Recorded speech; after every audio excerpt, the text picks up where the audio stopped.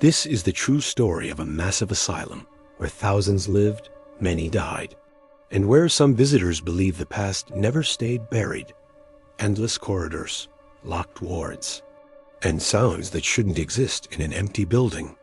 Welcome to the chilling history of Aradale Mental Hospital. In 1867, nestled in the quiet town of Ararat, the Ararat Lunatic Asylum first opened its imposing gates. It was a grand, ambitious project designed to house and treat individuals suffering from mental illness, a concept of mental health care still in its infancy. At the time, it was considered one of the largest psychiatric institutions in Australia, a beacon of hope for some, a place of last resort for many others.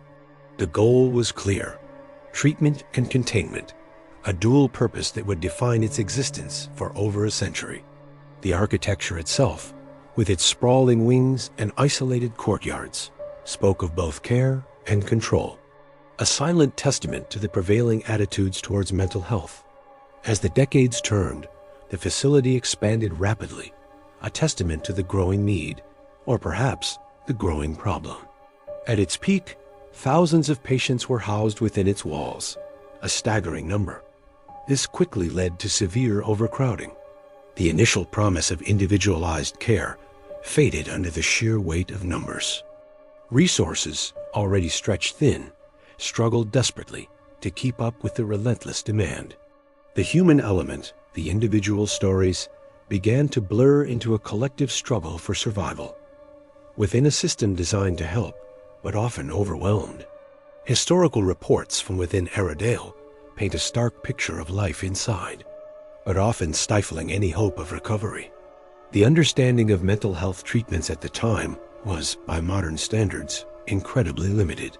Practices that would later be considered harsh, even barbaric, were commonplace. From hydrotherapy to electroshock, and even lobotomies in later years, the methods employed were often more about control than cure. Life inside became highly controlled, a monotonous existence where personal freedoms were stripped away, and the line between patient and prisoner often blurred. The cries and whispers of those confined echoed through the stone corridors, leaving an indelible mark on the very fabric of the building.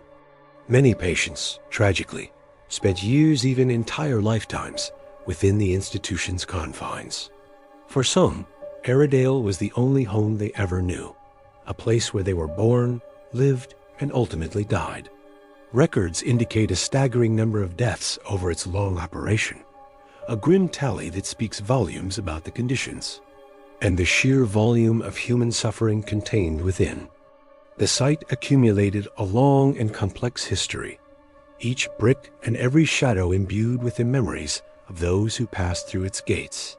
The building became inextricably associated with suffering and isolation, a monument to forgotten lives and untold stories.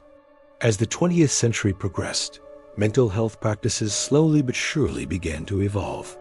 A greater understanding of the human mind emerged, challenging the old institutional models. The concept of institutional care, once seen as the only solution, began to decline, its purpose slowly eroding with each passing year. Finally, in the late 1900s, the hospital officially closed its doors for good.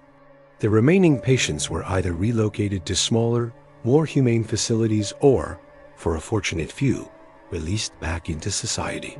The once bustling buildings were left largely abandoned, a sudden, profound silence descending upon the sprawling complex.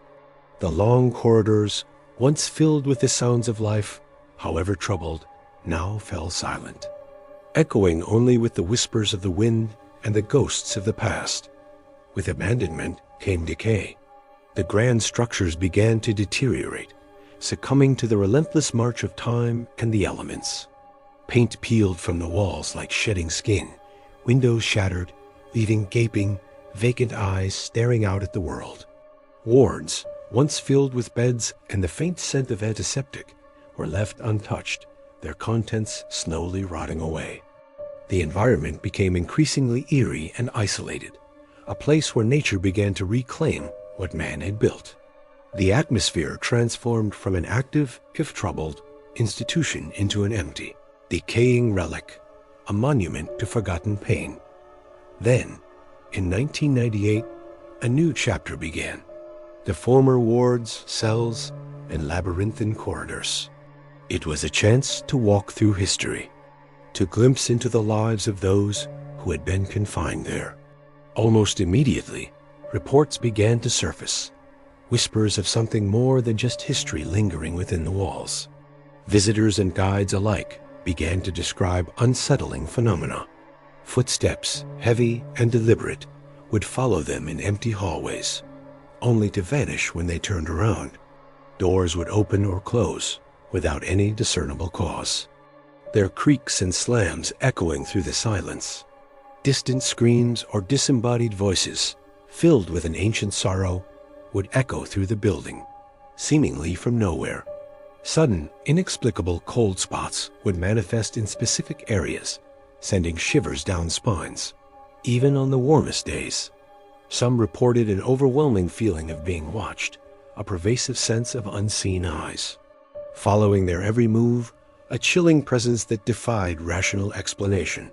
Wind movement through broken structures could account for slamming doors. And the psychological influence of such a dark, historical environment could easily play tricks on the mind. But no single explanation, or combination thereof, seemed to fully satisfy all the reports, leaving a lingering sense of mystery. Today, Aradale Mental Hospital has cemented its reputation as one of Australia's most haunted locations. The ghost tours continue to attract thousands of visitors each year, all seeking a glimpse into the paranormal, a brush with the unknown. The stories, passed down through generations of staff, patients, and now visitors, persist, weaving a rich tapestry of history and haunting.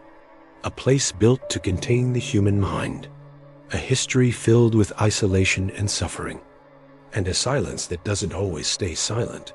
The doors are open now, the halls are empty, but some say, if you walk through Aradale at night, you won't be alone.